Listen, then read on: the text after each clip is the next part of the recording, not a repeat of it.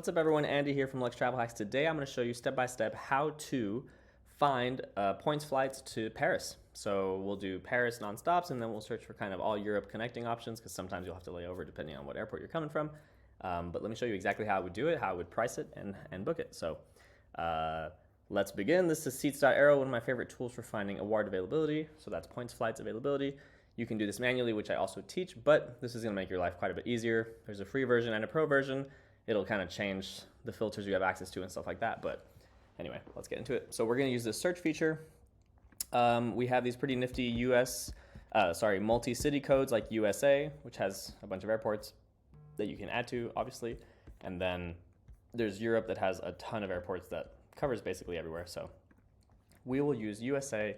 I'll usually add Charlotte and Philly for East Coast based stuff like going over to Europe, for example.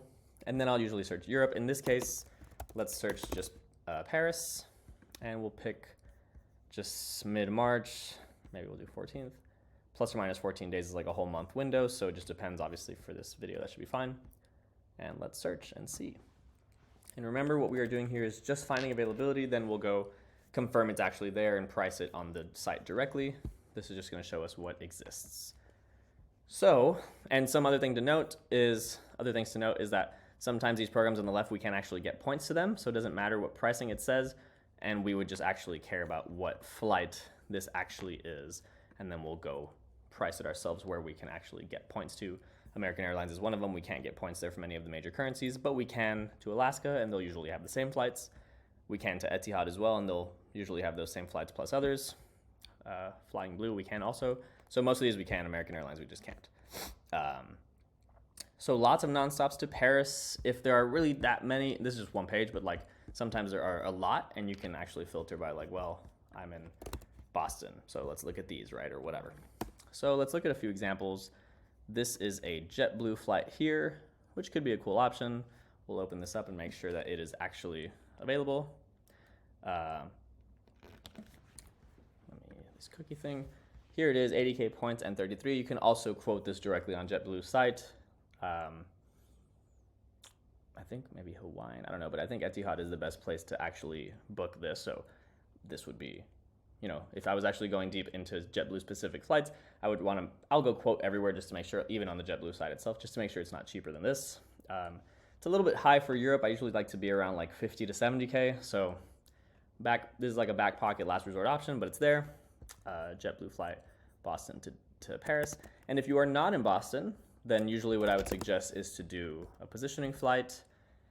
You know, if you're in Atlanta or whatever, Atlanta to Boston. This leaves at 8:20 p.m. So as long as you get there in the afternoon or even some days before if you want to spend some time in Boston on Feb 28th, then that's what I would do. Nonstop. Usually I filter for alliance-based airlines, like not budget airlines. This also removes JetBlue, but we can add JetBlue back in. I just don't want Spirit and Frontier usually, but you can fly whatever you want. It's cheap anyway. So let's just say you were in Atlanta, you just want to get there. 1 p.m. is okay. I mean, the flight's at 8 p.m., so any of these would work. You just don't want to get there like at 7 p.m. right before the flight, just in case there's delays and stuff. Either way, very cheap, and you can piece together the trip like that. That's called positioning, and what I usually suggest doing. So this is one option. And then we have a bunch of others. Here we have this option, and of course the dates will matter as well when you're looking at this, but let's look at this. Currently, we have the ability to use Alaska via Hawaiian, so you do Amex points to Hawaiian and then Hawaiian points to Alaska. That's like a bridge that has been opened. Usually we couldn't get points to Alaska before, so right now, if you do find stuff on Alaska, especially with like more niche operators like Air Tahiti or whatever, flying this route, then you can take advantage of them, and that's a good deal. 70K from LAX all the way to Paris. Very, very good. So that's a great deal. If you're in the West Coast, I would just pay cash from Vegas or from Denver or whatever, probably there, and take that flight. So we can see we have lots of options. Let's see what else. Air France's own program, Flying Blue. They tend to price very differently depending on what you search. So what you see here isn't always necessarily like the best. I probably won't go too much into it right now. Either way, it's too high.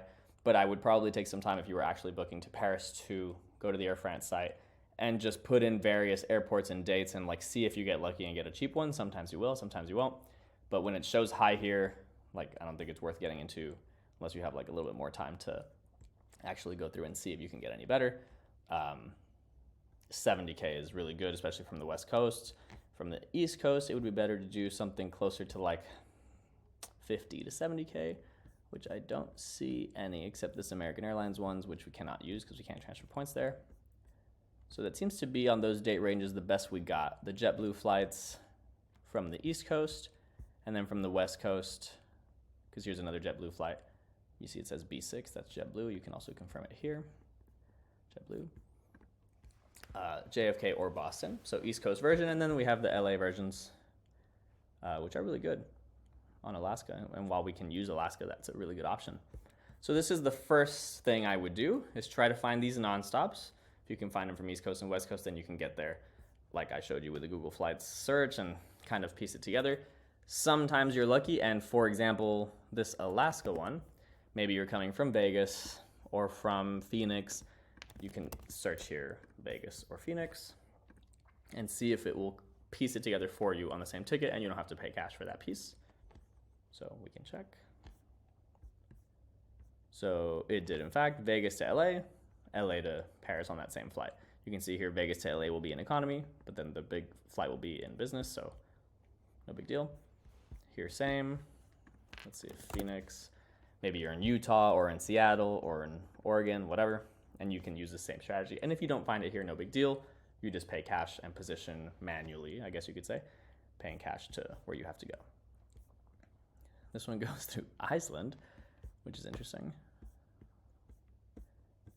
Huh. So that one's not as exciting. This is a candidate for just paying cash, Phoenix to LA, either right before the flight, like I showed before, or some days earlier if you want to hang out in LA or whatever. So these are the nonstop options. That is one way to do it. Let me close this up.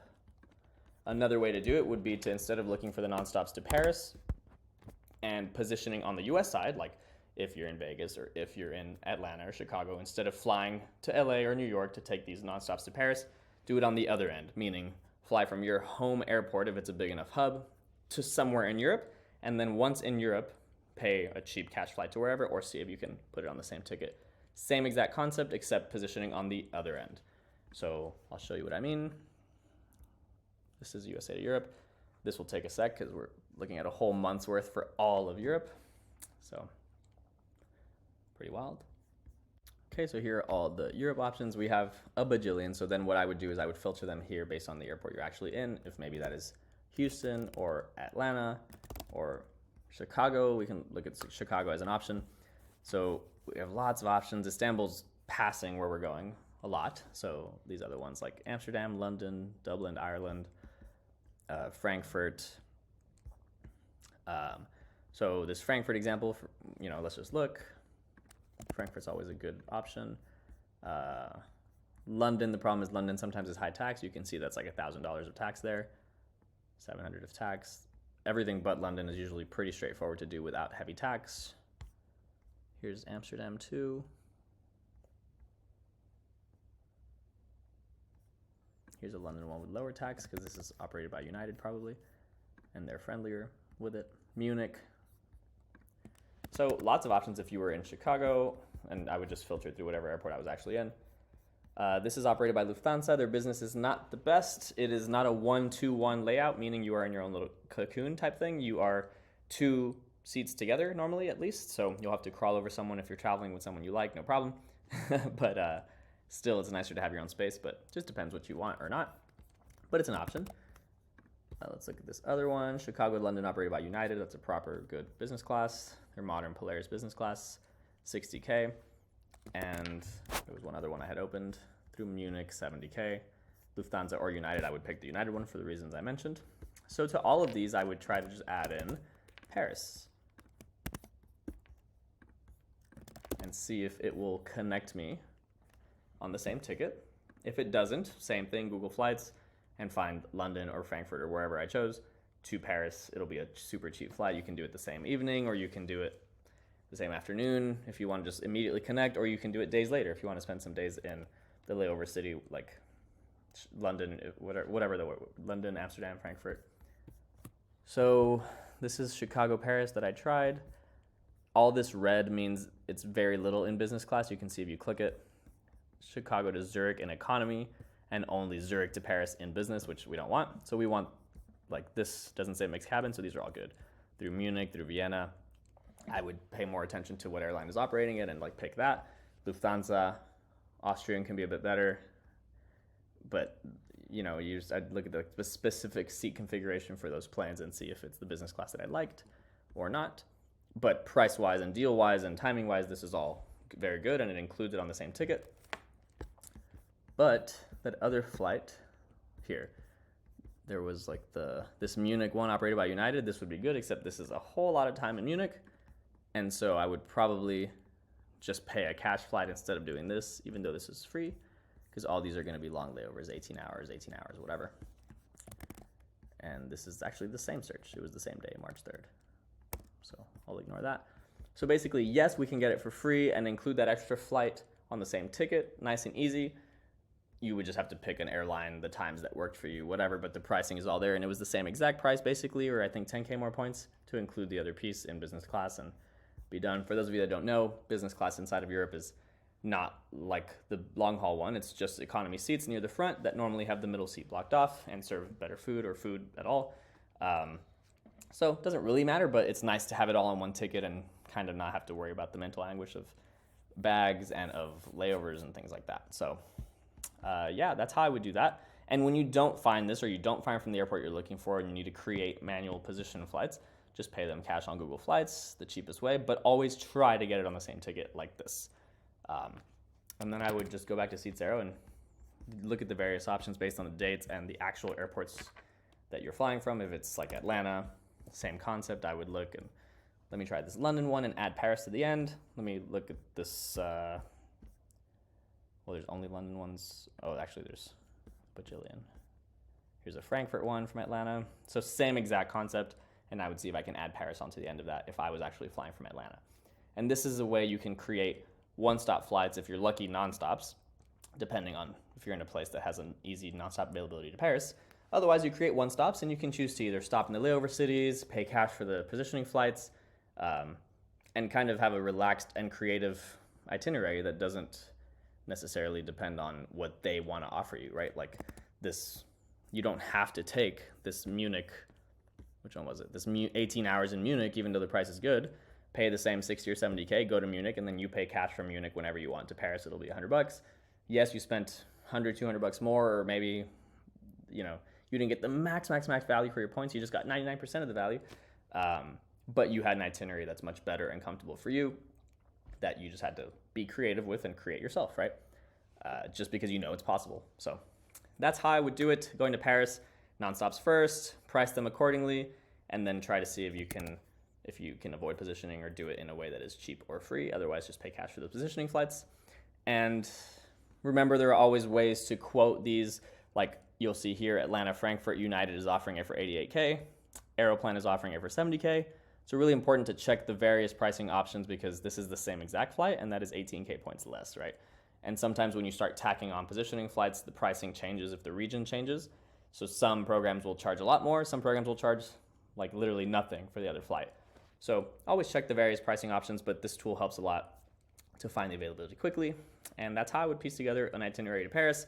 I know it can be overwhelming if you guys are new. I have a whole course dedicated to showing people how to do this A to Z, 90 to 100% off business and first class flights, and also hotels, 5-star hotels, 4-star hotels, all inclusives, whatever. It's called Lex Travel Hacks. The link is down there. Check it out. It's the most A to Z thing that exists, and it will really, really help if you're trying to get big value from your points and take amazing luxury trips with you and your loved ones for as close to free as possible. So check it out, and I'll see you inside. Thanks for watching. See you next time.